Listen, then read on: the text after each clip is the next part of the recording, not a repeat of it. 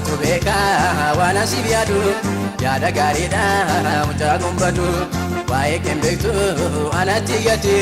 yaada mataa keetiin hin joorinati naa malee namni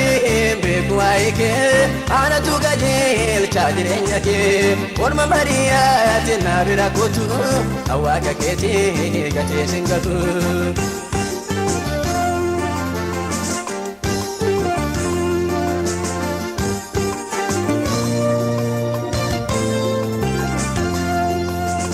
Abidda keessa yommuu dabartu jedhu kan jedha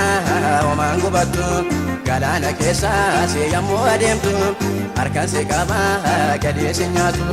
gaara fuula koo achaman godha jettee yaadda nan waaqayyoodha waan qixxeessa irra adeemta gaara kulaalee maaliif raafamta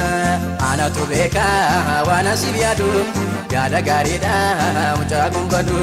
waa'ee keen beektu anatti gati yaada mataa keetiin hin joorinati naa malee namni beeku waa'ee kee anatu qajeelcha jireenya kee orma baadiyyaatti naa bira kootu awwaaqa keetii gatee singatu.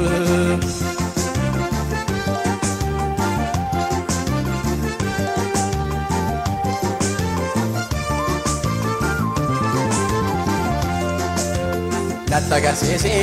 yaadoof dhibbuu kee natu beeka har'aa boroo kee keenaa sabaadee natu jijjiira jalqabnee dhoofnee keena harka jira barruu koo keessatti hirqamteetta kophaa kee deemtee maaliif raafamta yoo laaftee ana garsi jabeessu nam malee homaa gochuu hin dandeessu anatu beeka waan asiif yaadu yaada gaariidha mucaa gumbatu waa'ee keen beektu anatti gati yaada mataa keetiin hin joorinati naa malee namni beeku waa'ee kee anatu qajeelcha jireenya kee orma baadiyyaatti naa bira kootu awwaaqa keetii gatee singatu.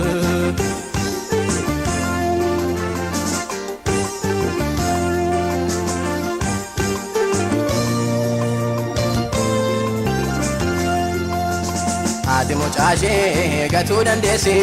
siisan uffitee lafaan geessi garuu singatu waadaan siif gala gasin lakkisu babaakuu jala naatti qabamee jiraatu malee gaafa sinkaa'u ani yoomillee naatti jiraannaan ija godhata fottoqteen baddu jireenyaaf taata anatu beeka waan asiif yaadu yaada gaariidha mucaa gumbatu waa'ee keen beektu anatti gati yaada mataa keetiin hin joorinati naa malee namni beeku waa'ee kee anatu qajeelcha jireenya kee orma baadiyyaatti naa bira kootu awwaaqa keetii gatee singatu.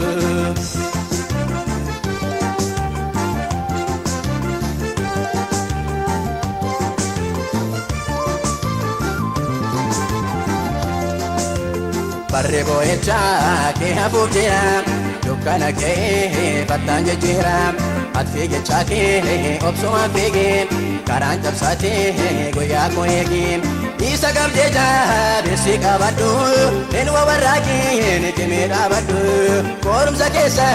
darbuun gaariidha intee dhaabannaan warqeen si godha anatu beeka waan asiif yaadu yaada gaariidha mucaa gumbatu waa'ee keen beektu anatti gati yaada mataa keetiin hin joorinati naa malee namni beeku waa'ee kee anatu qajeelcha jireenya kee orma baadiyyaatti naa bira kootu awwaaqa keetii gatee singatu.